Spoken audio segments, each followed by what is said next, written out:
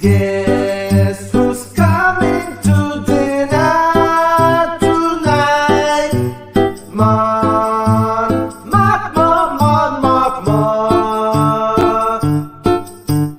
Guess who's coming to dinner tonight? All you wanna do is have a good time, good time. All you wanna do is have a good time, good time. Oh, dinner, married to space, dinner. Married to space, dinner. All you wanna do is have a good time. Get some friends over and have a glass of wine. Oh, dinner, dinner.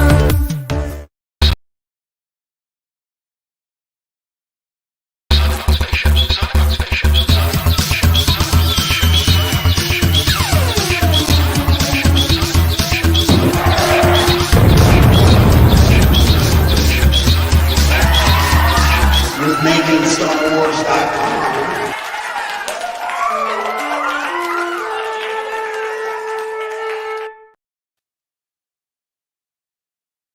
Up YouTube, how's it going? You could just click the like button. You don't have to like smash it or anything. You can just click it. That's cool. And subscribe to the channel. Be a channel member if you want to support the show. Otherwise, I don't care. Just don't. How's it going, Rob? I'm good. Yeah, you good? Masked up. I got Yeah, you are. I got a feeling everyone in the chat's got something. Yeah, you're right. I know. I was telling Rob before, like a friend of mine has RSV, not RSVP, the thing that you do before a party, but it's RSV. And we went and hung out with them for Halloween and stuff. And on Friday, as you guys were watching the show, my kid got sent home. And then so now I'm like, oh, that's what we got. Probably. So I'm gonna have to take the kids to the doctor today. So I got the kids home today. There might just be like kids coughing in the camera. I would mask up if I were you guys. I'd be careful. But we had some good Acolyte news today, official stuff, and we could talk about first the official stuff, and then does it interface with the leaks? There's two mindsets going on right now with the friends that I've talked to. Not to out anybody's opinions, I'll let everybody say their own opinion, but we'll talk about it. So here it is right here from StarWars.org. My computer's being really laggy. There it goes. So the Acolyte series cast revealed. And I gotta say, I want to StarWars.com's ability to be a thing annoys me a lot, because there's like some shows they just don't say the cast, they just don't even talk about it. They act all weird. Tony Gilroy the other day giving us the directors was like, whoa, he gave us the directors. That shouldn't really be a thing. That should be like something that StarWars.com does, you know, just because Disney likes to slang, you know, t-shirts and stuff like that doesn't mean that the behind the scenes stuff isn't important. Well, look, Lego has these little sparks now. Does it always have those little sparks? Am I just noticing it? Little tiny little. So it looks like funfetti. Is this a cake? Is this an Acolyte cake? I'm gonna be honest. I think that logo has been hanging out at strip clubs after hours. And really? Forgot to wash off the glitter. Yeah. Yeah. Excuse me. I'm sorry. You're gonna get caught, logo. You're good. You know what, logo? Live your best life. The Acolyte original series cast revealed. The Leslie Headland helmed Disney Plus original series will take fans to the High Republic era. What? This is a Monday to celebrate for Star Wars fans. Okay. Man, you guys really went into this one. Hot. All right. Today, Disney Plus announced the cast for The Acolyte, an upcoming Star Wars original series from Lucasfilm. Joining the previously announced Amandla Stenberg, The Hate You Give, Hey, you need to do this like Bestman Bulletin. Now it needs to say like bodies, bodies, bodies. It has to say her middle school she went to. That has to say her favorite color. Okay, I'm kidding, Bestman. I love you. Our Emmy Award winner, Lee Jung Jae, Squid Game, Manny Jacinto, 9 Perfect Strangers, Daphne Keene, His Dark Materials, Jodie Turner Smith, Queen and Slim, Yeah, Daphne Rebecca. King was in Logan. Okay. Oh, That was the that was on ex-Banana Friday. Kid, yeah. That was the Friday story. Yeah. Rebecca Henderson, Inventing Anna, Charlie Barnett, Russian Doll. Man, What? if it ain't anime or genre based, I ain't watching it. You know, so it's like they're naming all this shit. Everyone, this is great. I'm like, all right, I trust casting knows what they're doing. And the Squid Game wasn't my thing, but it was cool. Yeah.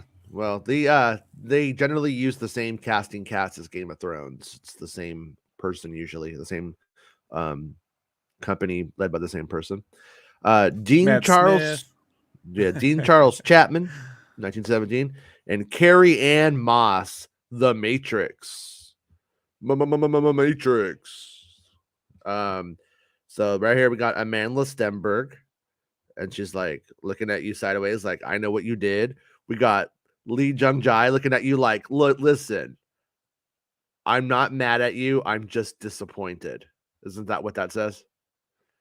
And then we got Manny Jacinto. That's like, hey, I'm down if you're down. That's what that says to me. And then we got Daphne Keene. She's like, I've seen your tweets. I don't like you. And then we got Joni Turner Smith. And she looks like maybe she just let out a little stinker. She's a little bit of a smile going because like was a little stinker that got out. And then we got like Rebecca Henderson. She's not really sure where she's at right now, but she thinks she might be making a movie. She's not sure. And then we got Charlie Barnett right now, and he's just like, hey. Also Doc Brown. Like, he's Marty. You know what? He's Biff Tannen. He's taking the Biff role. Yeah, he's, all right. He's his rapper name. He's Biff role. Yeah, Biff Tannen. All right. And then like right here we got Charlie Barnett. He's just concerned about you. And then Dean Charles Chapman wants to be James Dean. He doesn't realize he's not James Dean. Nobody told him. That is literally a 90210 mugshot, bro. Oh, like that is... No, that's the spinoff, The Heights. How Do You Talk to an Angel? It was a hit single coming to Fox. Friends with Stephen Curtis Chapman. Right. Charles. And then we got Carrie Ann Moss, who did The Matrix 4 and now has to do Star Wars TV. Thanks, Matrix 4. She was awesome in Jessica Jones. I don't know if you watched that. But... Jessica Jones. Hey Jessica now. Jones. Yeah. All right. Lucasfilm also, I don't know why Walt killed her. Walt, of all the people, Walt, you fucking idiot. Lucasfilm also released the first behind the scenes image from the series, which you can check out below. And right here, but how many of them can sit at a table and move a toothpick around in their mouth and smirk? Because that's what's most important. What? So right here, though, like right here, we see them on set, and he's like, so this is where like the giant little girl comes out, and we gotta play the game or we get killed, right? And she's like, no, that's not what this is. This isn't Squid Game. He's like, okay, but if I don't play hopscotch, like, and do a perfect hopscotch, I die, right? And she's like, no. I hate to say this. So somebody told me this was Battle Royale. Like, what? Yeah. Look, she has like she has a cast on her arm. Has she been injured? Looks like she's like, is that no, she's just taking that Michael Jackson glove thing too far now. Like, she's gonna wear a full arm. Is that like part of the costume, and she's like doing it because it's like sort of something that is that like a method thing? Know. No one else is wearing a costume. Yeah, I mean that looks like it's from Star Wars or something, doesn't it? Like kind of. I don't know, LA fashion, man. You know, I'm in LA. I don't ever see anybody walking around with fucking I don't. But that. Jason, I don't want to pick on you, but do you really think you're the arbiter of fashion? Like, do you really want to be? Have you seen this Boba Fett shirt I got on right now? Yeah, you sound stupid to me. Last night's dinner's on the sleeve too. Like, oh shit, little bit of split pea soup, but that was the throat from The Exorcist, so it's on, split, you know. Depression era food, man. Yeah. I mean, the set looks. I mean, here's the thing with the set. I could go, oh, that looks cool. It also could be like a really clean version of Jabba's palace. Like it's hard to tell sometimes with these I Star Wars think sets when they get shot. You know what I mean? Like I think that's the place that from the Bestman Bulletin photos. Personally, if you they're shooting remember, this. Where are they filming this? they're shooting it out where Star Wars Meg peed in the forest. Remember that? Bestman says Okay. in that image, she's telling the cast that she was Harvey Weinstein's assistant for 5 years. It's hilarious. She's also, listen to me, guys. I will have you fucked if you guys don't do what I say. You understand me? You will be fucked. And like, or look you'll at get him, an he's Oscar like, nomination, one way or the other. But we're not even in the What? movie. Yeah, but we'll he's find like, he's like, shit. He's like, this is like Squid Game times 500. she's really just telling them all the cool Fortnite skins they're gonna have of their characters. Like that's already I'm looking pre-planned and figured. I'm looking forward to it. I'm gonna be a little Amanda Stenberg in Fortnite. But yeah, and thank you for reminding me about it. Shinfield Studios, and then you always have to add Berkshire, just in case you're at the other Shinfield Studios, not in Berkshire. Is there another one? There's I know Squidshire. he's being official. Like he's What? being like Bestman's He's being being like very- official in capacity right now. He's like, you don't So- fuck with territory. You don't. Okay. Can't prefectures. What do they call them out there? Cities. I don't know. towns? Fucking headmaster. I don't know. All right. Anyways, The Acolyte is a mystery thriller that will take viewers into a galaxy of shadowy secrets and emerging dark side powers in the final days of the High Republic era. That sentence has not changed. But here's the new sentence. A former Padawan reunites with her Jedi Master to investigate a series of crimes, but the forces they confront are more sinister than they ever anticipated. So, is a former Padawan a Jedi like I am a former baby? Yes. Or like is this crazy? Is this crazy writing just to say like a Jedi is meeting up with her old master? Maybe they haven't worked together in a while. Or is she somebody who was a Padawan and quit? Like that's more of the implication here, but it's such a weird writing. A former Padawan reunites with her Jedi Master to investigate a series of crimes, but the forces they confront are more sinister than they ever anticipated. And so when we look back at the quote leaks, I feel this isn't a really good sign for those leaks, to be honest with you. But I will say I can jump through some hoops and make it work. And the way I can make it work is those leakers were looking at concept art and getting information that was actually not wrong, but not right. The perspective may be completely off. In the leaked story, a girl sister is taken to the Jedi Temple to become a Jedi. She meets a young Padawan at the time who visits, and they're supposed to protect them and from these raiders. The raiders come anyways. The Jedi don't protect them, but they've already taken her sister, who's now in the Jedi Temple. Everyone in the area is killed. The Jedi come late, and then as time goes on, she meets a Sith who then convinces her to kill that Jedi. But what if that's only one of the crimes? What if that Jedi Padawan wasn't killed? What if the Jedi do go to investigate this and know that something sinister is going on, but the perspective was off because it was a story gleaned from concept art? I haven't talked to them in a while, so I can't about any of this stuff. So I can't say, and I'm not throwing any shade or doubt on anything. I have no fucking idea. I'm simply analyzing what's on the table here and then trying to make sense of it. To an extent, I'm having to jump through a hoop to make it line up, which is usually where I step away and go, I'm not contending with this anymore.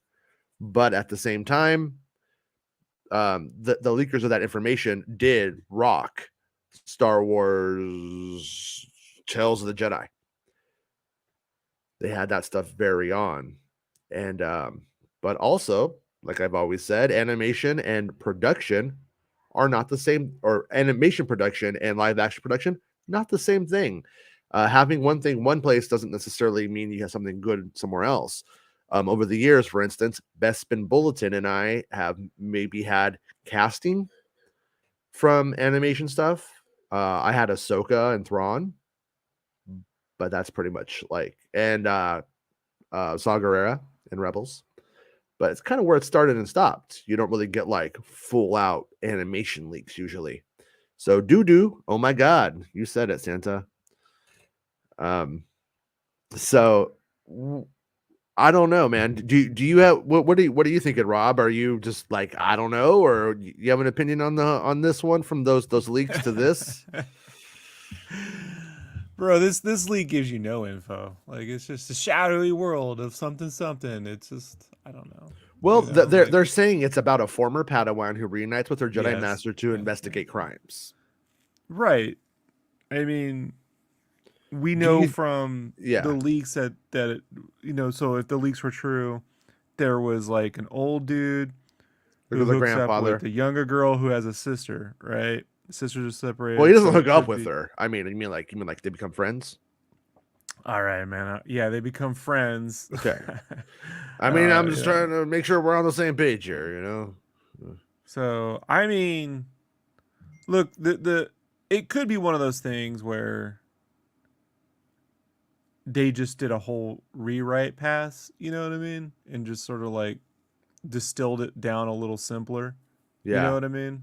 And that explained the year long, extra weight. Like they went back to the writer's room and like, hey, we could simplify some of this, and it might just have been like, let's simplify it just for like character's sake. Like, who are we?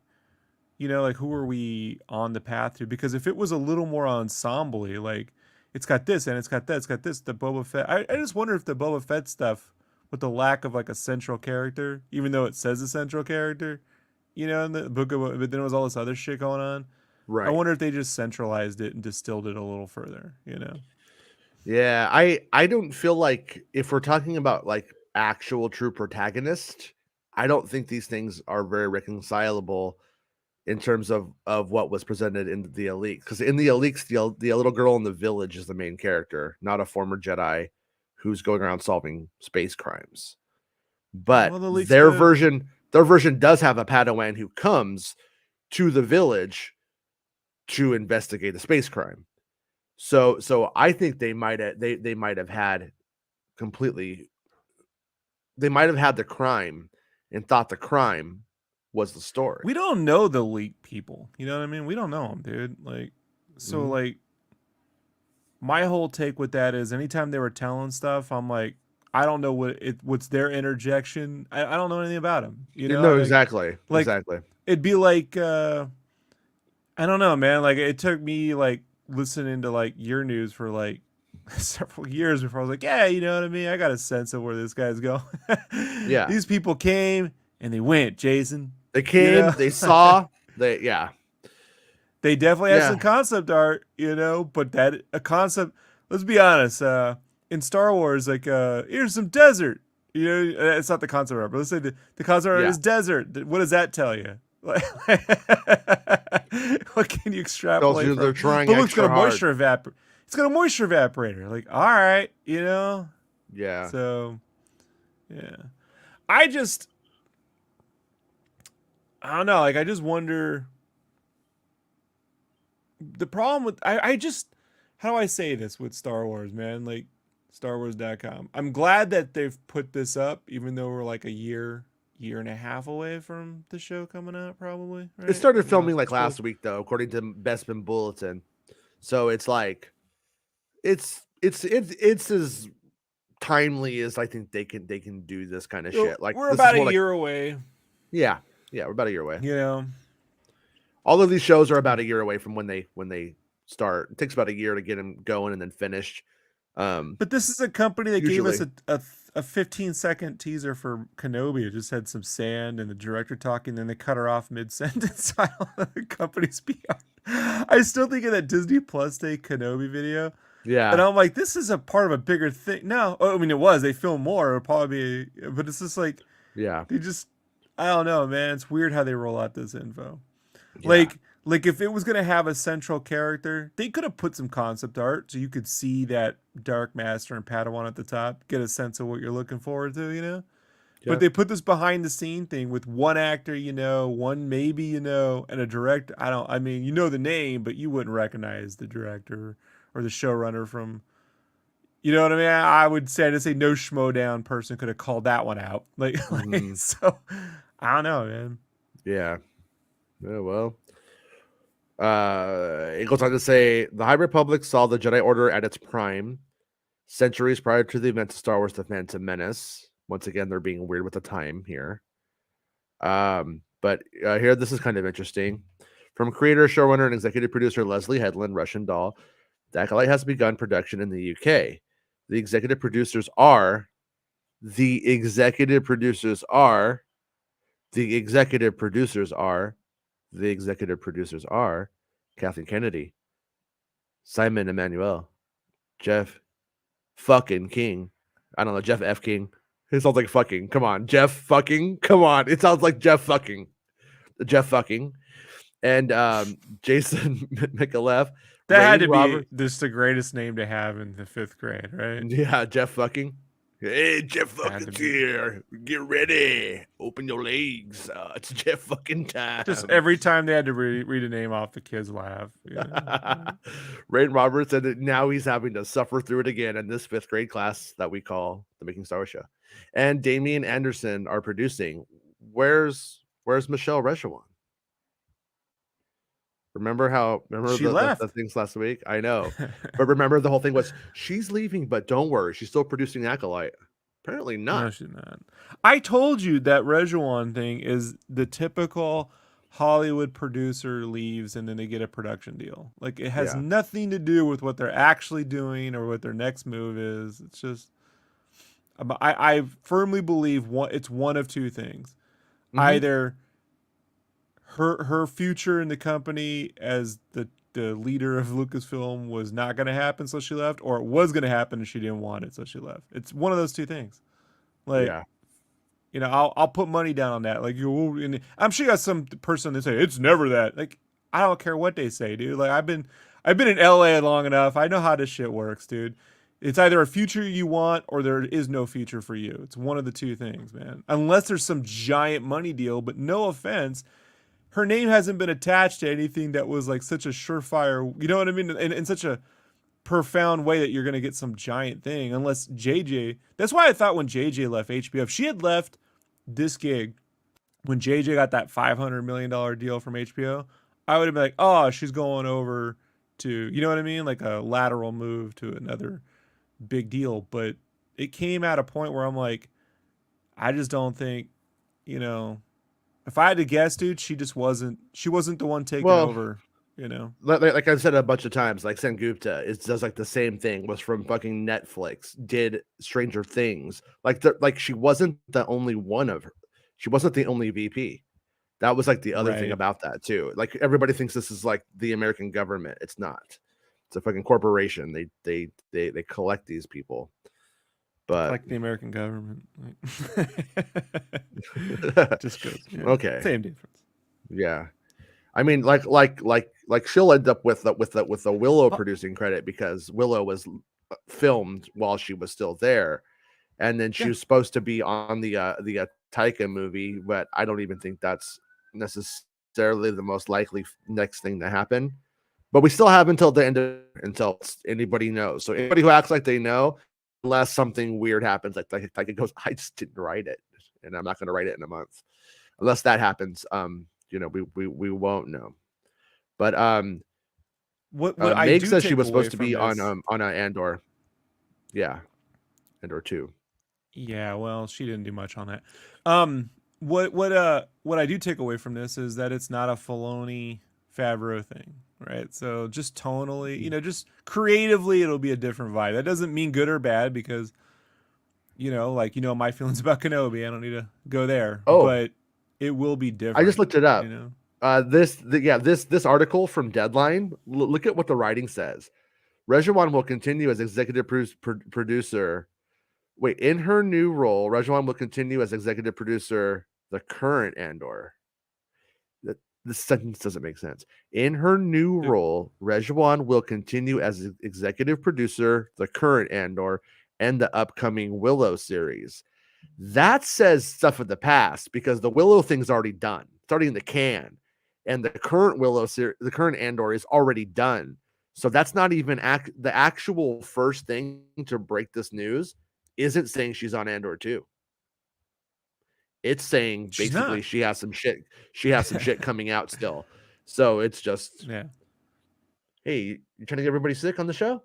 You trying to get everybody sick? No, my mask is on. Rob's got a mask on because of you. Look at him. Look at him. She He's just not walked catching on, your coughed stuff. on all of us, and left. Yeah. But Classic movie. yeah, and they are purposely being vague with what year this takes place. I'm kind of curious if that may continue. Like could this show come out and we're still like, what year is it? And they're like, we're not going to tell you because when they want to end it, they might want to end it with Palpatine, for instance. But if they end up having, I'm making this up, 5 seasons of this show for some reason, then you want to get there in due time when you're ready and you have that you don't want it to, you want more time, more eras to explore, for instance. But hey, Penny. Maybe I'll just watch House of Dragon. They're like, maybe it's 172 years before the Phantom Menace. All I know is they got to get that. They got to get that high tower in there because high tower's hot. KG called you Penny Butt Cheeks Ward. He is hot. It's my favorite. It's pretty good. Police Academy, dude. Yeah. I'm talking about Allison Hightower. More of a Mahoney guy. Oh, okay. I'm a Sweet Chuck. I like Sweet Chuck. I think. Yeah, I was more of a Tackleberry. I like to feel safe. Tackleberry can make me feel safe. Guy. Yeah, really. You think he makes you feel? That whole family's punching one another, bro. Like, no, they're not because they all have guns. Nobody touches anybody. Everybody's like, no, they punch each other at the table. What are you talking about? Yeah. Yeah, but what do you guys think in chat? Do you guys think, like, I think I saw in Meg's video that she thought this stuff lined up with the leaks, or she thought it interfaced, and I'm a bit on the I'm on the fence. I'm not completely sold. Like I said, I'm starting to think that they had a plot point about one of the crimes investigated and thought the main character in the narrative of the crime was the main character. But that's such a jump, isn't it? Like that's a difficult Occam's razor for me, is what I'm trying to say. So, kind of hard to say. But KG says, odd to see Rue all grown up. I never really watched those movies, but I tangentially know about Rue in that, and so I guess she was like the little kid in the Hungry Games. If you want to troll people, you call it the Hungry Games. They want to correct you. You say yes, and then you continue to say the Hungry Games. They love it. Hey, in Australia, Burger King's called Hungry Jack. Hungry Jack? Yeah. Are you serious? I'm being dead serious. Yeah. That sounds fucking cool as shit. So. Hungry Jack sounds fucking like tough. Yeah. Like Jack in the Box, you're like, oh yeah, mate, I'll have 2 Hungry Jack tacos. Okay, Revenge of the Six. Thank you for the super chat. Oh, fuck them then. Oh. I love women. Me too. But Disney Star Wars is allergic to male leads. Down with the patriarchy. This is meandrous casting at this point, not equality. Dude, I think you. I don't. Are you not looking at the same picture as me? Thank you for the $7. I really do appreciate it. We got money and laughter. Money and laughter. Hey. Bro, we got 2 seasons of Mando with 2 male leads, and Luke Skywalker and Boba Fett, and Boba Fett got his own show, and Kenobi got his own show, Andor got his own show. Even Grogu got the dick. Even Grogu's got a little. Oh my god. But in this Oh, picture God. right now, we have all the 90% of Bad Batch is dudes. 98%. true Tales of the They're the Jedi, same guy even. half dude stories. Yeah, and but let's even roll it back and look at the picture. We have two leads here, and one is what we call a man, and one is what we call a woman. So even there, right there, it's even in this picture alone is exemplified that that's not true. That's not what's up. So I tell you, man, it just House of Dragons. I'll never let a woman rule a kingdom. You know what I mean? yeah, that's Like, true. Cause like wouldn't they like get their period and stuff and just start like burning stuff down with dragons, you know? whole I mean, credits that's is periods. I mean, like it's I guess it makes sense because it's a period piece, right? Sorry, so sorry. ridiculous, dude. I mean, like you literally had. It's so funny, man. It's so funny. Yeah. Like, what's crazy to me too, right, is that the Clone Wars cartoon is essentially a female lead story. It's Ahsoka's story. Like the other Yeah. stuff is happenstance, and literally, so it's like, but that they're like Lucas and Lucas's plan for the sequel trilogy would have featured a female lead anyway. So like, I don't know, man. Like it's like this is not in-depth reporting. This doesn't take much knowledge to get. You know, if you have a bias and you want to perpetuate the bias, by all means, give us money. But like, if you're gonna be Hey. reasonable, dude, like, and actually state reality, that's just not true. Okay, Like, okay. Now I'm gonna be devil's advocate here. Where he is, I guess, a little more right would be in the actual theatrical films released in the past films, in the sense that Rey is our main protagonist for 3 films, Jyn Erso, the 4th film.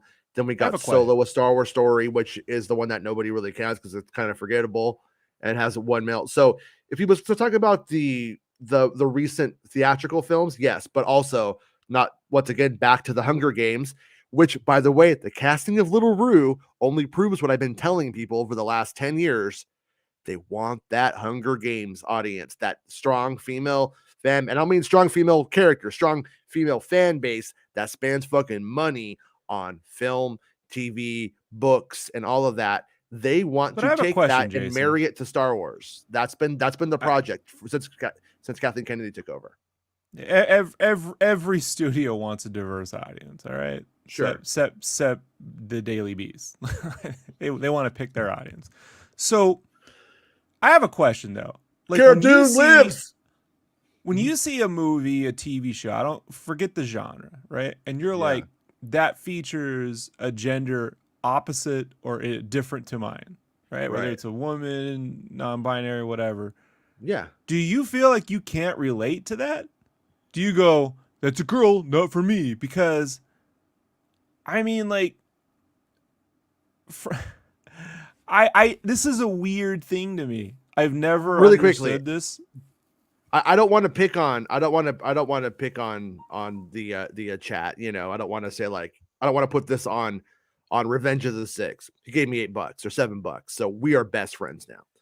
That said, yeah, it's not a problem for me. I don't have to see myself in a story. I don't watch Seven Samurai and go, this would be better with white people, so I could relate to it. But when a fat kid like me sees Batman and I see a body type that doesn't represent mine, do I go, it's not me? No, you still, like, when I saw Ripley, you know what I mean, in Aliens, I was with her on. I wasn't like, but it's a woman, so I can never relate to. I don't It's a human experience is a human experience. This is one of those things, Jason, that I'm like, and it's nothing new. Like, I dealt with this when I was a kid, but throughout my whole life, right? And it's just like when they see something that, it's so weird because then you got these science fiction like super nerds who go, why do all the aliens have to look human? Why don't they look totally different from us? Right? And then when you get some weird fucking alien creature, they're like, why does it look so stupid? It doesn't look like us. Like, there is a giant contrarian audience out there. There's some people just flat out ignorant and they don't understand, you know, or they whatever. They just don't. I mean, do you see Ryu in Street Fighter and go, that's an Asian dude, doesn't represent me, you know, can never play Ryu, can never play Cammy, can never. I don't understand this. I don't. I This is played so as weird. I played as Chun-Li and Blanca, so you know I don't really see myself. I mean, in I either. relate the most to Invader Zim. And I don't even know what the fuck Zim is. he's a Zirkin, right? He's a Rob. But I He's a mean, Rob. I love Buffy. I relate to Buffy's journey. It's a human experience. I just, you know, maybe I look. There's some of it, and I don't think the person who asked that question was trolling. I think they're giving a legitimate, you know, feeling. But I would say like, I would just say like, if someone's gender is like affecting your ability to relate, then you need to work on your empathy. You know what I mean? And remove your apathy. And quite frankly, if there's a moral lesson in Star Wars, it's to care more. You know, and we're seeing that in Andor to a great extent. Well, you know, the lack of caring. I mean, that's why I love Willow, because I too am a little man. And I can relate. No. I know, but it's fantasy, man. Point tough is with that the it Willow. that no, but I'm actually like with you here in the sense that it the point of Star Wars, one of the earliest points or themes that George Lucas repeated was you can't judge someone by their gender, their race, or their size. Like up front, the most powerful warrior we ever meet in the whole galaxy, warrior, I use that loosely, is Yoda. Most powerful person, really, is Yoda. He doesn't consider himself a warrior, and he's little. The most effective warrior in the original film, in A New Hope in Star Wars, is Princess Leia Organa. She's the one who's like, here's the fucking gun, idiot. Get in the chute, flyboy. She's the one who's like, actually which is why effective. it breaks my heart when she's regulated to holding the gun for Han Solo in Jedi, and she's not up there commanding the fleet. Well, you have to put women in their place eventually, Rob. That's what you have to understand. I always lead you back into this trap. I always lead you into the Jedi trap, my friend. You do. It's not a glaring flaw in Lucas's logic. Yeah. No, it is. I mean, Princess Leia, Return to the Jedi Princess Leia is, I love the bikini, don't get me wrong. But, and I actually love all of her costumes. That fucking indoor costume, one of my favorite costumes. Bausch costume, pretty fucking cool. Love that shit too. But Leia was not, they did not know how to write Princess Leia in Return of the Jedi. And so when we get back to 7, she's General Leia. That makes most sense. That's general of an army that doesn't exist for. Let's not talk about the sequels unless we talk about that. What, Rob? Sure, okay, that's Hosnian Prime. Sure. No. Well, sure. Yeah, he wanted it to be Coruscant. They said no. I know. No. The actual beats of the concept of Leia with a secret resistance army that she's putting together because she sees what's coming. She knows her son's turned to the dark side. All that stuff. That's fucking cool as shit. The problem was how it was handled. Was that it was ambiguous and confusing. So Revenge of the Sith 6. I worry about a bait and switch like we got with Reva. See, there was no bait and switch with Reva though.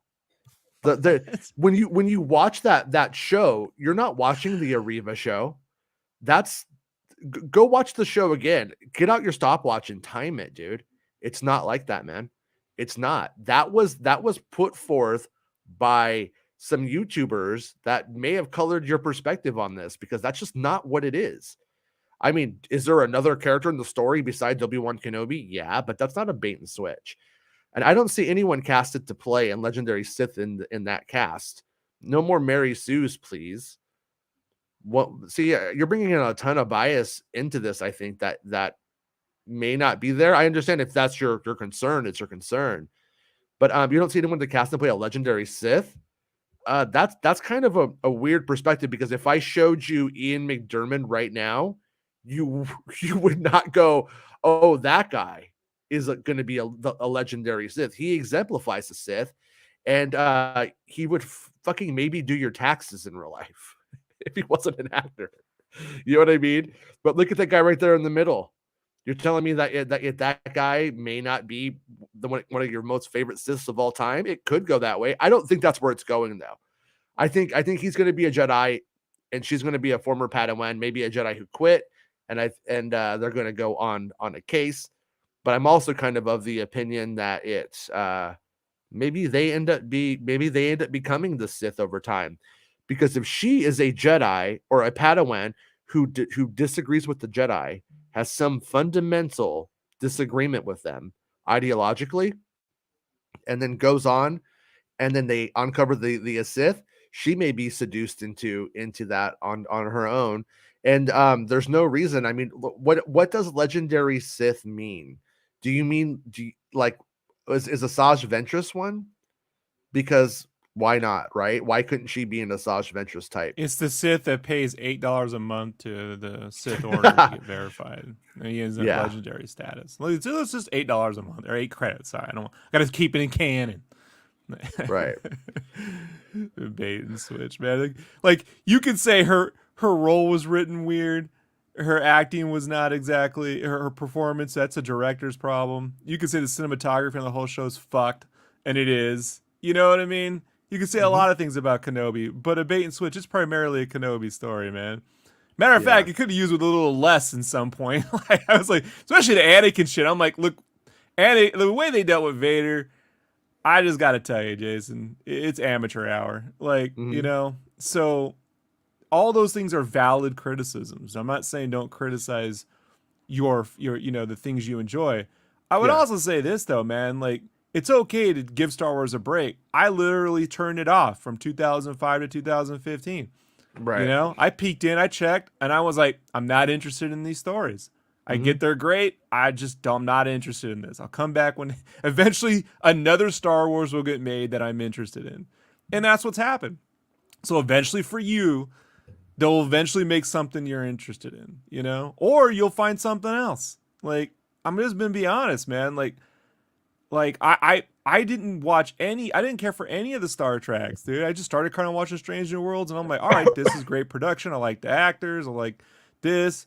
It still feels like it's like they're writing it like a TV series on Fox, you know, but with 10 episodes instead of 24, so it's a little weird.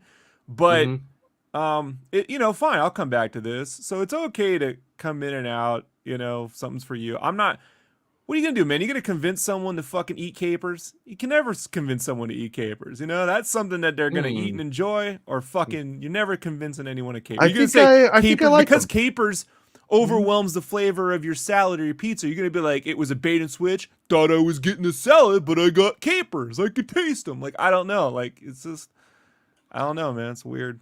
It's weird. Yeah. Well,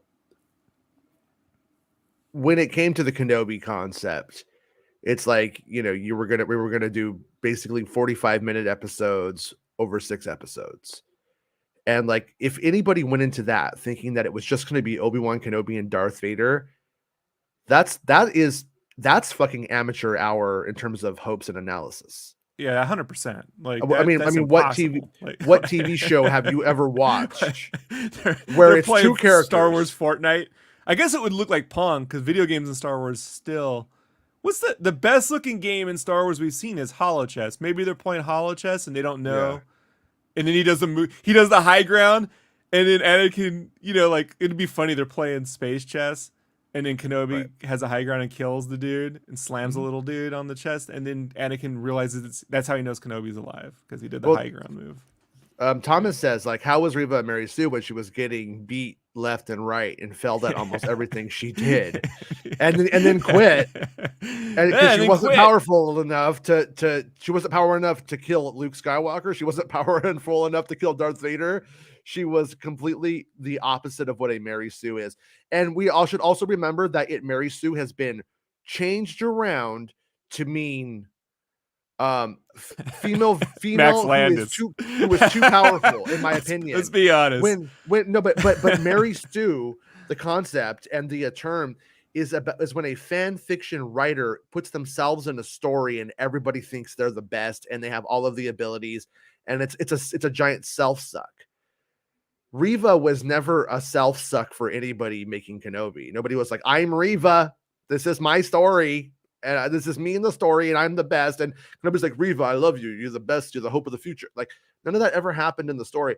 So Riva is not a Mary Sue, unless we want to just call it what it is, which is I don't like when dark-skinned women are too powerful on screen. It does not reflect my reality.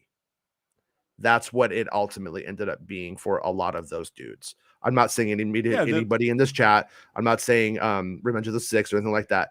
That's kind of where it ended up. What it means. That's what it looks like it means to me.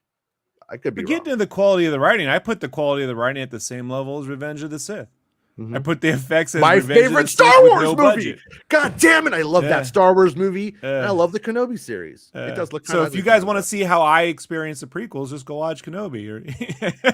Results will vary, but that's basically it. Like I watched Revenge of the Sith with you. I remember. How'd that go, Jason? But Revenge of the Sith says, "Who are the Sith from that era? Let's discuss casting possibilities." So something else to like throw out here though is that the like Sith, the Sith Landis could be in this right here. They very well could be, but it doesn't mean that yet they are. Honestly, how many lines has Tony Gilroy been talking about for what do you call it, for Andor? Like 215 speaking lines? Is that what he says? It's some arbitrary number like that. I don't remember. My point being is this fucking little Brady Bunch square that we have here on the screen right now. That's not the entire cast. Yeah. No, that's all of them. Look around like this while we do it. Anyways, yeah, they're like, how did we end up in this box? But yeah, so point being, I mean, for all we know, I mean, the Matrix could be the Sith Lord. I don't know. What's her name? Carrie-Anne Moss, is that her name? Yeah, yes. Carrie-Anne Moss. Yeah, I mean, I could see her being a Sith Lord. Joni Turner Smith could be a Sith Lord. I mean, anybody realistically. I mean, we don't know if the leaks are true. There's a CGI character. So there's like a lot of ways of like taking it. I think what does Qui-Gon Jinn say? He says your focus determines your reality. And that is very true though. That is very true for a lot of this perspective though. A lot of people going around like looking for forced diversity, and then they start getting mad about places where I'm like, I don't know if you should really be that angry about this one and stuff like that. But hey, at the end of the day, when you watch one of these shows, it doesn't matter what I reason out for anybody. If it doesn't sit right with you, it doesn't sit right with you, Like nothing could really like change that. If I'm going to be honest, if we weren't doing this show after the second episode of Kenobi, I would have been, I'm out. Mm-hmm. This is just not for Rob. I'll get back to this. Maybe I will, maybe I won't. I can just walk away. Yeah, I walked out of Sonic 2 and I love Sonic 1. I'm like, this one ain't for Rob, man. Okay, once this ass is planted in the seat, it ain't going anywhere. I'll tell you that much. Yeah, well.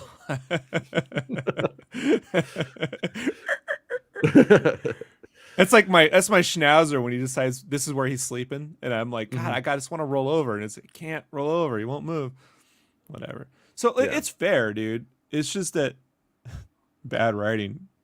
But in terms of who are the Sith from the era, we really don't know. I think it's fairly undefined, like in terms of like canon right now, because we do end up moving into Plagueis, but I think Plagueis is clearly going to come after this. So I think that this is going to maybe inform how we get to Plagueis and then to Palpatine. But if they don't get clear with what year this takes place, it's hard to really say. Like, for instance, if teenage Palpatine's in this cast list right now, you know what I mean? For instance, I don't think they are, but you see what I'm saying? Like, I see. Charles Dean right here on the bottom, or Dean Charles Chapman? He might be little Palpatine. We don't know. Probably not, though. Most likely. He's got that Anakin spit. He's got that Anakin hair, bro. Like, that's a classic. Mm-hmm. That's a classic Lucas-y kind of like mugshot, man. It's good. Robert St. Clair says Reva's story and trauma is meant to enhance all that Obi-Wan is dealing with out there in that cave. Yeah, she is his failure. She is the avatar for all of his failures outside of except that the story executed that idea poorly. Like, it was just poorly written. It like that whole thing where you start off in the series. Look, I'm not gonna make this a Kenobi fucking discussion. You go back and listen to those episodes. We covered it pretty well, and I was very specific on it, and I stand by my opinion on that today. When it starts off at Order 66 and then it just cuts away, was a complete. You're there in the moment with them. You're going through it. You should go. Don't hide her thing. It's just one of those things where they hide her identity as it's going to mean something. It's going to mean more when you see this person, get corrupted, become the thing that murdered her and all of her friends. Like, there was a way to tell that story just more linearly, more straightforward, and it would have played better. And it's just trying to be too clever for clever's sake, man. It's just and it happens. It happens. Sometimes some people don't like seasons 2 and 3 of Stranger Things, but then they nail it with Stranger Things season 4. So sometimes you miss a mark there. But that's it. Well, he says Reva is the only human in the galaxy to survive 2 stomachs from Darth Vader. Yeah, okay, literal Mary Sue. But you're okay with Darth Vader surviving being burned alive, having his dick burned off, his legs cut off, his arm cut off, Malik not having a jaw, and the list goes. General Grievous is literally like a fucking he's got his heart sticking out in the air, dude. An esophagus. And Darth Maul got cut in half. and then he just came back. And he was gonna be the villain in the sequels. Yeah. It really like. And Maul had the high ground, so he don't even stick to Lucas's fucking theories. Like, Lucas didn't stick to Lucas's theories. Like, revenge, man. Like, look, you just have your own personal agenda, and you can keep moving whatever goalpost you want around. But I am telling you, man, I would love a Marvel series. It's called Darth Vader Stabs, and it's just we could see him stabbing people, so we can do a stab count. Every issue has a stab count, and we could get up to how much did he stab? How much more can we get up? Yeah. Oh, and once again. By the way, no, the Grand Inquisitor survived a stab to the stomach. Everyone was surviving stabs in the stomachs. Like, yeah, it's just goofy writing, man. Well, it's just that it's like Star Wars stories have different rules. The rules are not canon. What you would do in Andor, for instance, that shit would not fly. But in the mystical, supernatural world of Obi-Wan Kenobi, it's okay. When you get to the Lars Homestead, Eopies aren't farting and taking shits and burping. You get out to Jabba's palace, and things are burping and grotesque, and eccentricities are okay. It's a fair criticism to say, like, I don't like that about Star Wars, or Star Wars needs to get its shit together on that front, but it's never had its shit together on that front either. It's never made a lot of sense. Ponda Baba gets his hand cut off and fucking bleeds everywhere. Luke Skywalker gets his hand cut off and it's fine. It's all, everything in Star Wars has to do with what is the most fun opportunity for the story in the moment, because it's space opera, it's pulp, and it's, except for Andor. Andor's not really those things, but Andor aside, that's kind of where this shit, ends up. And just always been that way. So I don't know. I don't really, it's like sometimes Leia gets shot and she's fucking fine. Mary Sue? I mean, Jyn Erso survived the Death Star explosion. She's still out in space. Yeah. Mm-hmm. Well, she used Andor. What if she is the ultimate Mary Sue? She used Andor as a shield because he had a heart of Kyber. Hearts of Kyber. Classic British woman. Right? Yeah. Sorry, Meg. Hey, Meg knows. Sorry, Meg. Hey, no, Meg knows the realities here. But yeah. So, anyways, but just to be clear, you win. It's all. Don't worry, man. Don't worry, Revenge. I look forward to seeing you opening day at Avatar too. You know what I mean? No, I'm gonna be there. We could both be wearing our blue ear hats and our tail add-ons, and it'll be great. Yeah. I mean, I don't really believe in the. I don't believe that the concept of the Mary Sue is applied correctly in modern times. Like I was saying, the definition and the goalpost has been moved, and I do think that most of the things that people call lady characters Mary Sue's for, they have no problems because by that very definition, Anakin Skywalker is the biggest Mary Sue of our time, in my opinion. It's true. It's true. I want you to know Ahsoka is a Mary Filoni, though. You know what I'm saying? Mary She's a Filoni. Mary Filoni. She's just gonna be in all the series. She's gonna be in cartoons. Wait, Mary she's gonna be Filoni, live action. isn't that your fucking Christmas party in a hot It's tub my handle. for curious adults? Uh-huh. Yeah. Yeah. Yeah. Coming to Filoni.com. I'm still not going. I'm still not going. Oh no. All right, I gotta go. Bye. But people misuse the term. Star Wars Santa says people misuse the term Mary Sue to mean poorly written character. They've lost the accurate definition of the term. And when they say poorly, but why is it poorly written? It's usually poorly written because of the character's relationship to power, which is also a very notable thing. My serious opinion on this, dude, you may as well call it a Mary Luke, because I'm gonna be 100% honest with you, Star Wars folks, right? Luke is a surrogate for George Lucas. Short. He's literally the hero of the story in a desert town with an overbearing father that wants him to stay in the family business. You know, likes to tinker on cars and shit. And he got hooked up with a bearded producer who led him on a wild chase. Tried to fuck his own sister. He doesn't talk about that, but you know. Lied to him a bit, though. The producer lied to him a bit from a certain point of view. Went to Disneyland, never left, really, you know.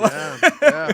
Deal got worse all the time. Like, literally, it's a Mary Lucas. Why don't we just call this what it is? That's what it is. He says she shouldn't have survived that, but that doesn't make her a Mary Sue. No, but I mean, it's like there's implications though too about how all of this stuff works. Like, why do they have those fucking stupid lights on their belts? The real reason probably is that it's a stupid design. The strut, yeah. I finished Star Wars Larry last night by the Arlenauts, by the way. It was a good time. But also to me, whenever I see that like stupid fucking light on the belts now, I look at it and I'm like, oh, that has to do with like the fucking surgery they had to have from getting stabbed and stuff, you know, like it's like life support stuff. But that was one of the original ideas that was sort of assumed by fans, and then therefore the creators of the expanded universe was you were going to get damaged and lose your humanity as you did these bad acts, and over time would become a robot person like Darth Vader. And it was almost like an allegory for fucking drugs in the 80s, I think, to some extent too. They sort of made it like, oh, you started freebasing, and then now all of a sudden you're fucking addicted to the dark side. That was sort of how the dark side was handled originally. And then Lucas moved away from that idea and took it into a totally different place.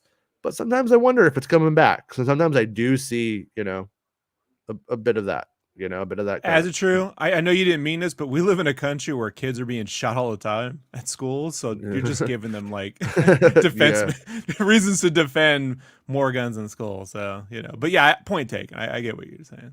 Yeah. Well, so Ahsoka is a woman of color, Sabine. That isn't about skin. It's about bad writing. Everybody loves them. The race shield is a weak play to defend screaming characters. Agree to disagree. He's just moving goalposts. He's already brought race in. Like, yeah, and he's slowly getting there, Jason. Well, I like Sabine as a character, but Star Wars Rebels is poorly written. Star Wars Rebels is very well storied and poorly written, in my opinion. And but it's like, let's put it this way. Oh man, we got to talk to one dude who's got a bad take all day. Like, yeah, we don't have to. But I mean, like, what I'm trying to say is that what does it say about us when the bad writing is noticed only when it's with these things going on? Only when it's a woman of color on screen is the quote bad writing noticed. Otherwise, yeah, let's talk about the bad writing of Rise of Skywalker. I could do this all day. Right. Yeah. Can we cast Ringo Starr as one of the X-Wing pilots? Yes. He's all all right, Ringo. You're about to blow it up, and he's all, I can't do it. Why not? He's all peace and love, peace and love, peace and love. I faulted. He gets ready to hit the missiles, right? The photon torpedo, whatever the fucking thing. He hits a button and he goes, yeah. I faulted. Ringo did it again. I'm a movie star. Yeah, that's one of the things that if the fandom menace people would do is that they wanted to make it seem like they were in George Lucas's side of things. So they'd be like, "Oh, I like Ahsoka, so everything I'm saying that's sexist and racist about everything else doesn't pertain." They And like I can't said, bring up a Mary Sue it's without mentioning Luke Skywalker literally as a surrogate for George Lucas. I yeah, can't fucking get past it. but It's like, but I also think that this is a fantasy fairy tale where those rules do not apply to Star Wars. he had no training and was able to go against Vader. It's ridiculous. Like, could you know Yeah. what I mean? Like, I mean, as far as far as I know, he fucking landed on Dagobah and fucking did some flips for 20 minutes. Fucking the guy stole his fucking dinner and he cooked some snakes in a pot and then he flew but he away. didn't And win it the was able- fight. He didn't win the fight, Jason. He got his I hand know. cut off. I know. And So that's and not Lucas. That means he lost. But Lucas kind of like felt, he lost on that movie too. Like Kirshner won. yeah. But, I don't know, man. These people are weird, dude. It's all They're angry and they hate. They're just finding if you want a circle of people that always agree with you. Jason and I can't agree with one another, so we can't even agree with each other. This is the most dysfunctional show. If you want everybody on the same page, but no, we should have made this dysfunctional Star Wars. We should just call it that. Like, seriously. But I'm also not somebody like who says like he can have his opinion, like he's entitled. to it. No, and we can sit here and debate. But if you're gonna keep moving goalposts until like, if a person of color equals bad writing, or it's not bad, it's just bad. You didn't say it was bad writing. You said it was a bait and switch. That was your whole point. You can keep moving the goalpost to something else and something else to try to find a way to justify that you didn't like the show. You didn't like the way they executed it. Well, I didn't like the way they executed Kenobi in 3 prequel movies. So what am I supposed to do? Endlessly fucking be angry with Lucas? You eventually just go, this one ain't for me, man. Oh, yeah. No. To be fair, that's probably where I probably perfected my George Lucas voice after I was mad at the prequels more than before, to be fair. So, Yeah. Well, did you guys see that Stranger Things VR is coming out and you get to play as the bad guy? I love all the Stranger Things. I love all the seasons. So you guys out there who tell me, like, man, I love the Goonies, but Stranger Things is way better. You guys are nuts. Right. You guys are nuts, dude. You guys are nuts. But I love Temple of Doom. I love Temple of Doom, and I could go, it's a bait and switch. It's more about short round and indie, like it's all about short round and then like you could do this all day, King, somebody put King Chris on a list. Is that cat being tortured? To be fair, I like the idea of the idea of stabbing was dumb. I would have sliced and diced, chop, chop. No surviving that. King Chris is not wrong. You're not wrong at all, though. You maniac. What was that? What was Slice and Dice? What was that? That was a thing, like a science fiction 80s thing. Remember that? Slice and Dice? I've heard that before, but I feel like I heard it on Ninja Turtles or something. Maybe it was Ninja Turtles. This is fun. Order 66 is fun. Anything else? Nope. George. Yeah. I mean, it's one of the interesting things about Star Wars to me, and is psychologically like how we contend with it, in the sense that we should have outgrown this stuff in certain ways. Like, it's kind of funny. Like, I think like in ancient times or older times, we would be the people who passed on the fairy tales because we liked them to like children, but we still like them, and then we want to apply adult ideas and concepts and themes and motivations to them, but it's not really what most of Star Wars is doing. Andor, last time I'm going to say it, is the caveat to the whole thing. Andor is playing in by adult rules, and it has set that tone throughout the narrative of that text. And by text, I mean the scripts and the project in on whole.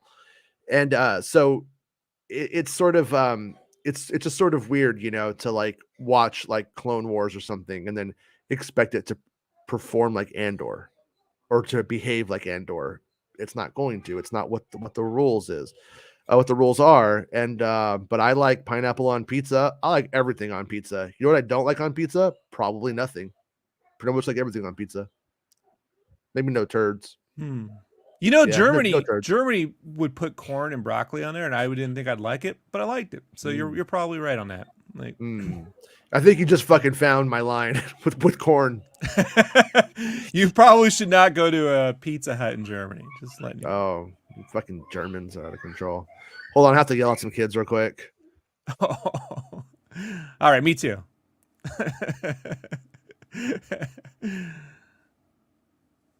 The grifters have brain. I don't know, man. Like, All right. Yeah. people tend to seek out the thing that is already saying the thing they agree It sounded with. like fucking January 6th in my front room right now. I just want you to know, like, even when I was listening to Jason when the Last Jedi came out, I didn't love the movie. I love parts of it. You know, I think the ending is great. You know, I love the ending. I like the opening battle. I don't like the stuff with Luke primarily, but I like the Luke ending. Like, I love it. Like, I think it's great, even though it's a complete remake of Escape in LA. I'd rather that ending go to Star Wars than that movie, because that movie is not my movie. But I listened to Jason talk about it, and I agreed that, you know, his points were valid, you know, and I could see why it did, you know, resonate with him and with other people. Yeah. But like, me to sit here and say, well, that's just because Ryan Johnson can't. I'm like, Ryan Johnson's made every film he's made. That's the only one that's contentious for me. And so what? Contentious ain't the same. Like, I tried to go back to other films. Like, there's 20 something James Bond movies. You know what I mean? Like, Quantum of Solace ain't that great. It's not bad. Compare Quantum of Solace to like every Fast and the Furious film. It's a much better movie than those. Its title sounds like a throwaway Star Wars character. I'm Quantum Solace. Welcome to my or those space 80s bar. James Bonds films we had to live through with Timothy Dalton. Ooh, those were cool. You know, like, I love Timothy Dalton. I like Roger Moore. I like Octopussy. That's just hilarious. Just can't deal with it. So, you know, like, fucking scuba diving James Bond is the best too. I like scuba diving James. But I'm they're happy gonna about be Indy 5 making. doing that. They're gonna be making more Star Wars. They're gonna be making more James Bonds. You know. And the best thing is when they sort of make a variety of shit. Right. You know, that's why when I got friends who were like, I love every Marvel thing, and now I don't love every Marvel thing. I'm like, how can you? They're making so much of it. How could you like? I would be more skeptical of someone who loved every fucking Marvel thing than that's not designed for one person to go. I guarantee you, Kevin Feige doesn't love every Marvel thing. You know? That they've made or in the process of making. You know. No. That there definitely has to be times when Feige's like, I don't know if this is going to work, but it's either going to really work or it's not. Let's see what happens, because he doesn't know, and then it doesn't, and then he's like, okay, Ant-Man or whatever. I mean, like something like that. I'm not saying Ant-Man, but you know what I'm saying. Like something like that had to have happened. But Shane P says, my God, this is not high art or literature. This is pulp and comic book fun. It can be. Star Wars is everything. That's the whole trick here, I think, is that Star Wars can be anything and everything. Therefore, you need to look at what it is and then grade it by what it is. What are the rules? What is the tone it is striving for? Like, I wouldn't go watch Phantom Menace and then critique it by Rogue One's terms. I think that would be disingenuous of me to do that. So, you know, like Jar Jar Binks and Yoda don't fit in Andor, do they? But Andor Star Wars and Phantom Menace is here's Star the thing, Wars. though. They can. It just won't be the Jar Jar Binks as portrayed in the Phantom Menace. You know what I mean? It would. That's the thing. Like, it just as well as, like, you know, you can have different takes at if we went Batman. If Andor went to Jabba's palace, Jabba is going to give you a fucking Colombian necktie in Andor. In Book of Boba Fett, you go to Jabba's palace, you're just going to eat some chicken. Right? That's sort of it's what you know what's crazy though? Sometimes a Mary Sue can work. Like I think a Mary Sue would have been brilliant in the Book of Boba Fett. Boba Fett had just been a nonstop killing machine, you know? You know, like if he had been Robert Rodriguez's like fantasy for just killing it, like if Boba Fett had just been killing everything left and right, we all would have been cheering it. Yeah. You know, like when John Wick is able to just literally destroy anything that gets in his way, no problems. Like we all root. So sometimes a killing machine is great. We root for it. I don't know, man. See, so Revenge of the Sith agrees that Luke Skywalker's character that he is a Mary Sue, but he's okay in Return of the Jedi. Well, I mean, dude, That's the one where he's Mary Sueing the most. but well, no, I don't know. He could have killed Vader. He literally could have killed Vader. He's force choking dudes. He could have killed Jabba. He could have picked Jabba, thrown him around, killed Vader. Well, I think we're kind of burying the lead here, though. Is that if Luke Skywalker is fundamentally broken for you, he's kind of the like gold standard for Star Wars, isn't he? Like, isn't that the gold standard of heroes in Star Wars, Luke Skywalker? I mean, so I don't know if it's ever going to work for you if Luke Skywalker doesn't. It's my point. Pulp and comic book is fun. Is a large reason I love Star Wars. I love Endor too, though. Yeah, so that's what I was trying to get at a few minutes ago. Is I think like we almost need to like identify what is the primary genre of this besides Star Wars. Like, and then that dictates sort of what the rules are. You know what I mean? Is this space adventure? Is this fantasy? Is this spy thriller? You know, that kind of stuff. Because it would be inappropriate, like I said, to have a fucking Eope taking a dump in Andor. That would not fit. That would not happen. In Jason Bourne movie, you wouldn't see a horse walk into frame and just fucking drop a fucking, pile of shit. Like, it just wouldn't happen. That's for the Legend of Curly's Gold. Different genre. King Chris says, yeah, Star Wars doesn't have football, so you can't move any goalpost. It does have football. Have that. It's an Attack of the Clones. There's that robot football they play. in the Old Republic video game, there was like a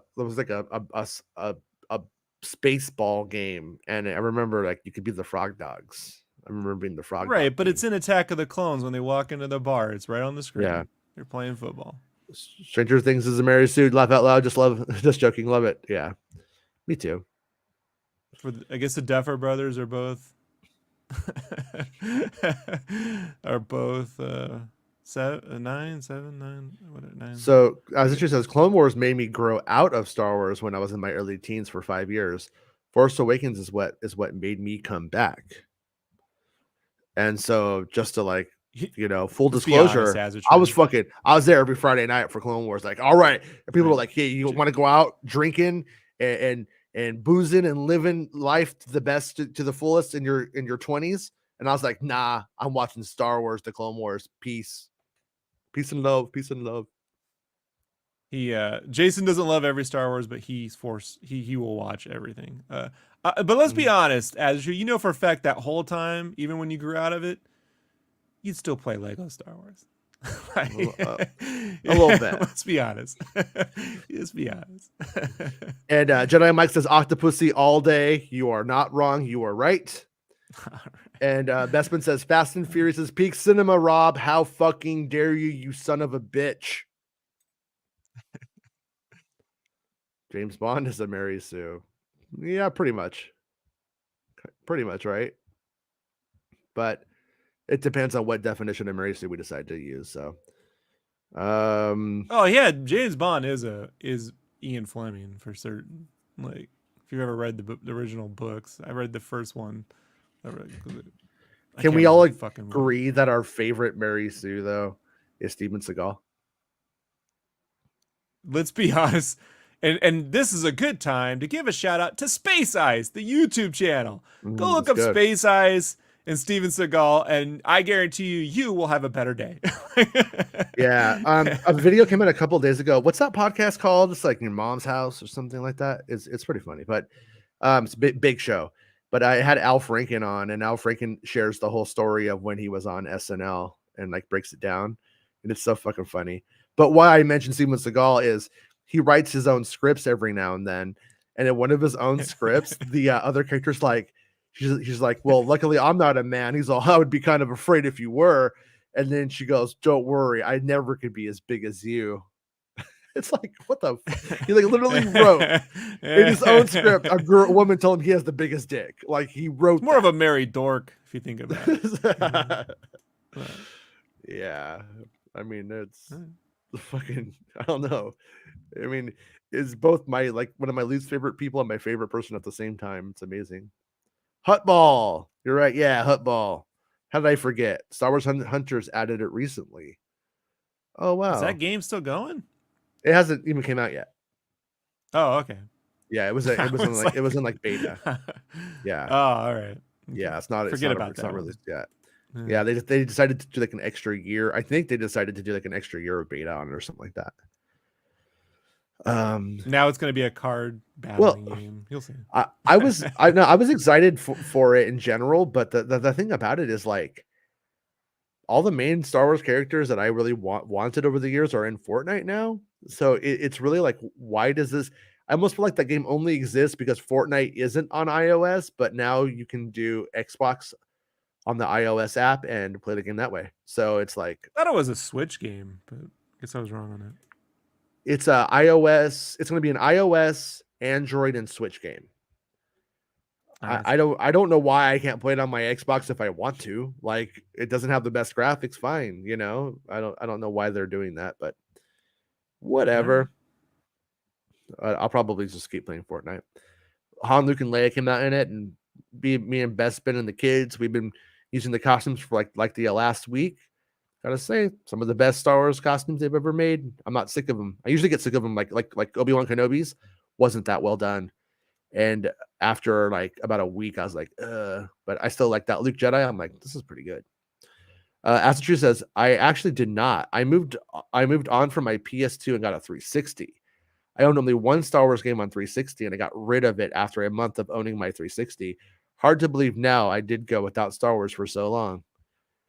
Yeah, I mean, I think that's like pretty normal for like a lot of kids. Like they go through like I think like my childhood rejection of Star Wars period was sort of just like supplanted with Back to the Future and Indiana Jones being like and Batman, and those things came out, and I was just able to sort of like go, okay, there's just this now. Then like, you know, Jason, yeah. there was nothing to run to in 2005. There was no Marvel movies to run to. You know, you got a Batman Begins, but it was fun. I loved it, but it wasn't, you know, not the same thing. I'm saying when you're a kid, when you're a child. Right, but I'm saying when I quit Star Wars, there was nothing to supplant it. There's no other. Oh, you know. No, like, I know you. You were all, oh, The Matrix is the best movie ever made, and George Lucas should have sold The Matrix. I know that. I didn't like the sequels. Yeah, No. The Matrix sequels were bad. I like the Animatrix, but that's I went to see the second Matrix film. I wasn't really in the mood, and I was like on a date, and I was over the date, and I just left. So remember when I said this, but what this planet doesn't leave? I left the second Matrix movie, and I never finished it. And I didn't like the person I was dating, so it was a good time. Which costumes exactly? Post in the wait, what? I'm confused. Post in the MSW Discord, Dexter's Diner, please. Was there something about costumes I'm missing here? Maybe Kathleen Kennedy is about costumes. Failed Mary Sue. But anyways, Lucas hired her. Blame Lucas. Like if you don't like her, there you go. I don't know, man. I don't know if I would call her a failed Mary Sue. She's actually very powerful. E.T., Indiana Jones, all three of them. Back to the Futures, all three of them. Benjamin fucking Button, bro. Lucas hired her before the sale to Disney, folks. So yeah, she's literally Lucas. Like I don't know what you want. If Lucas decided to keep Lucasfilm, Kathleen Kennedy still would have ran the company. She was the president of the company under George. Well, George Lucas owned the company. It was his idea, and if George Lucas had stayed on, chances are you would hate those movies more than you hate these ones. If you hate them, I think. No, I would.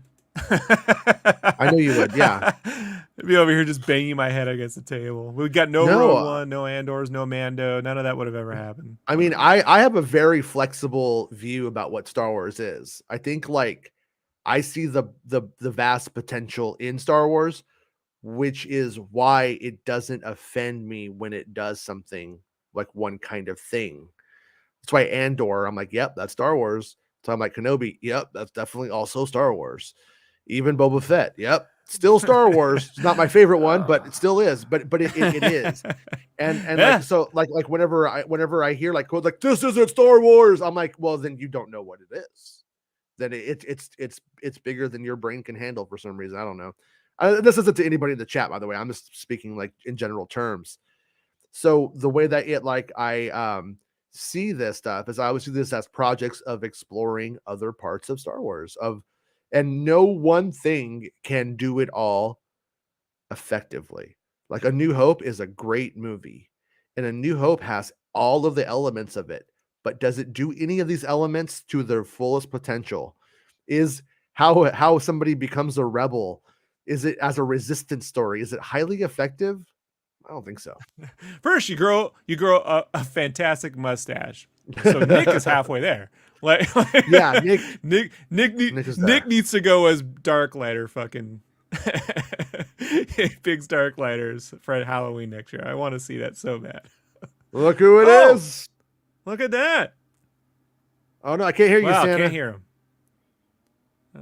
Can't hear Elon ya. Musk muted him. Elon Musk took his blue check mark and Sorry, Elmo silenced him Musk. forever. But Oh, There I Jason! am. there you are. Oh, I was gonna lip sync him. It was gonna be like really. It was gonna make Santa Kung Fu Cinema. It's gonna be great. Oh boy. No, I just got caught up with some work stuff and wanted to drop in. It's a great discussion. What is Star Wars? Right? We have a lot of folks with different opinions about that. And trying to make any project that appeals to all fans is just, I think, a fruitless endeavor. It's called The Rise of Skywalker, Santa. They tried it. And look, to be fair, it made almost $1 billion. So, you know what I mean? Like, financially speaking, smart move. Well, that's true. That's true. And I mean, you could make an argument that, say, Mando would be perfect, but a conversation that I heard over the weekend is if you were able to greenlight a Star Wars movie today that would start production immediately, what would it be? Right? Would you pick Old Republic? Would you pick All right. High Republic? Prequel, Here's sequel? my pitch. Where for would you go? Okay. So like spaceships flying over screen. We see like an old Phantom Menace era ship. Inside it, carbonite. All kinds of people encased in carbonite. It opens up. It's Bix.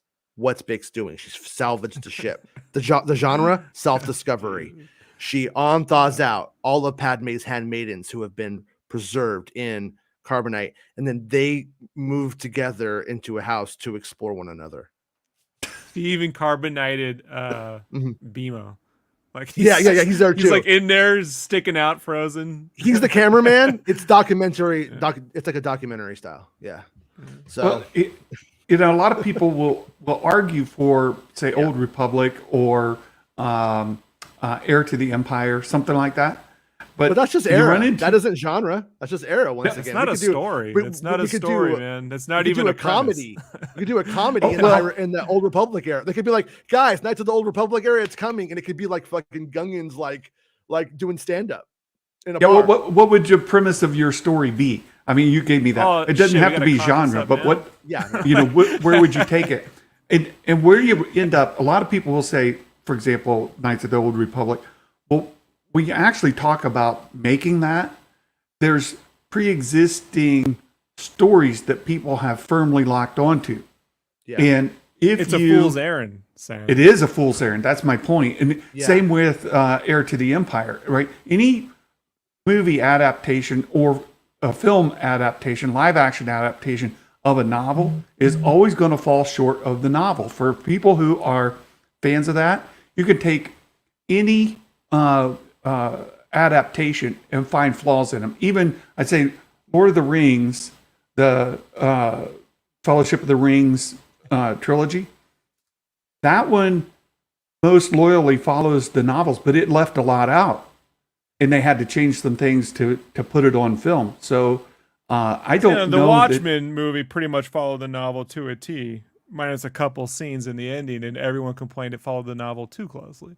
So Right. this is you're never going to win this argument. The question That's is, exactly right. look, the bet I have to place on this is I would just make Heir to the Mandalorian, and I would just resolve whatever story. We can't do season 3, so whatever they plan for season 4, I would culminate in a new trilogy or a film or a couple films, whatever, and move Mando and that adventure up on the big screen where you can have Luke and you can have these other things in there, and you just get the crowd pleaser and you just build from winning. You just need some winnings.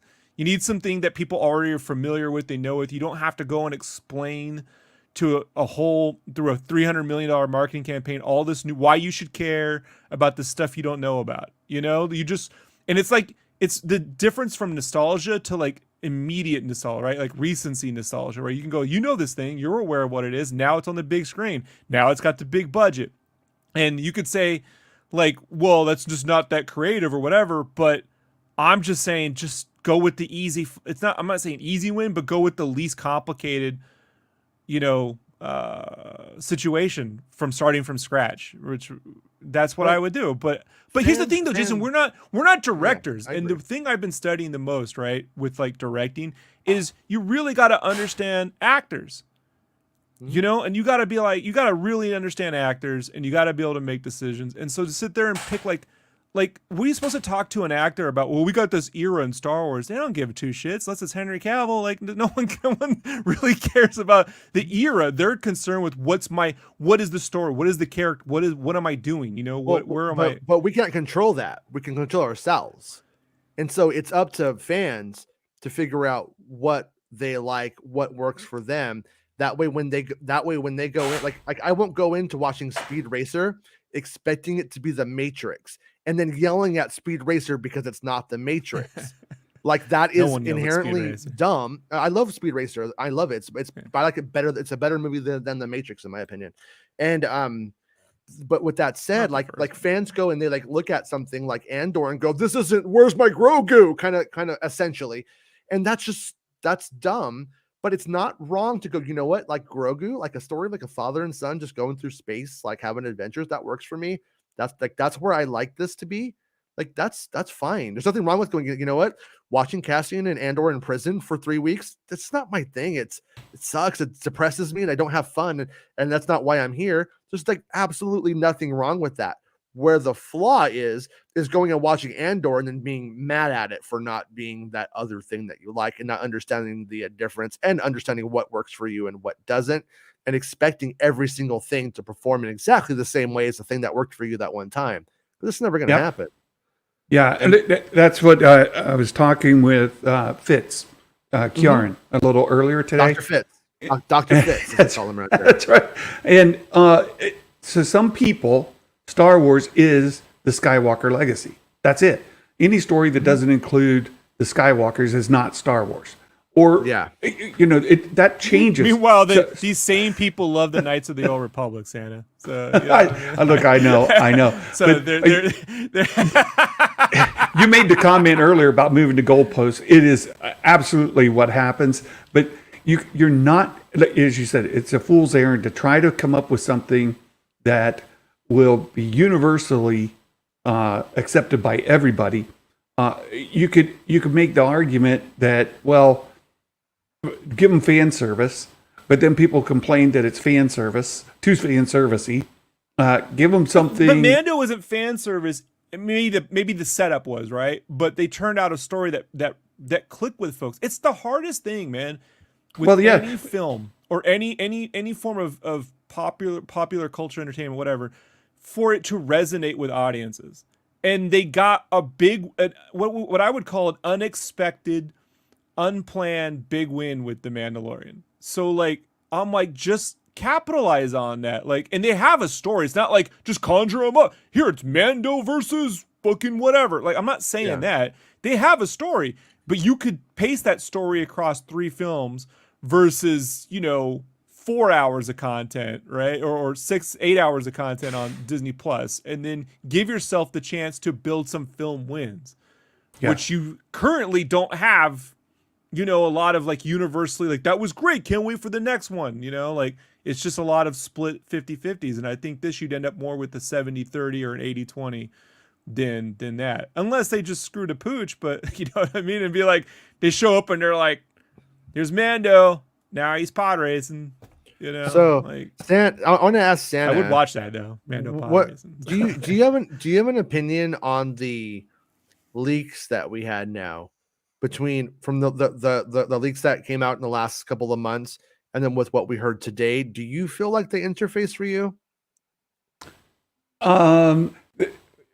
You have the Acolyte up here. Are you talking about leaks for the Acolyte or for Andor? Sorry, for the Acolyte. We had like the story about how from Ahsoka's and Naruto about what was going on in that story, and how about how it's like this girl in a village and they take her sister, then the bandits kill anyways kill everybody, and then the Jedi take her sister, so now she's mad at the Jedi, and then she ends up in a contest. And then we have this blurb, a former Padawan reunites with her Jedi Master to investigate a series of crimes, but the forces they confront are more sinister than they ever anticipated. Have you had time to process that, or? I haven't thought about it in that context, but I would say that those leaks from Ahsoka's happened before it went into production, right? We don't know what version of storyboard or draft that was in. It could have been where it started, and where a project starts and where it actually ends up in production be two vastly different things, especially if George Lucas is writing it. But same with Rise of Skywalker. No, but let's be honest, right? Like if they got the Duel of the Fate, the difference between Duel of the Fates Draft 1 and 3 were enough to be like, that's just not the same story, you know? Like, so let alone the JJ drafts. And those leaks from Ahsoka's were really specific, and I think some of those details could have changed. And this deal about an apprentice, or a former Padawan, you made a point earlier. Would it be a now Jedi who's with their master paired up again? Sort of like, I guess it'd be like Anakin and Obi-Wan after when Qui-Gon and Dooku teaming up. After he's a Jedi, right? Kind of exactly. It could be that kind of thing. It's like I'm a former baby. It was my example. Or Ahsoka going back and doing something with Anakin, right? Because she left the Order, something like that. We don't know, and we're just reading the High Republic stuff and knowing that this ties into the High Republic stuff.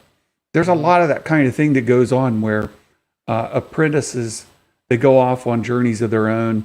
They kind of leave the Order, but they're kind of tangentially associated. As wayfinders, they call them. So I don't know if this person's like a wayfinder who's now paired back up like we had in the High Republic novels that actually happened.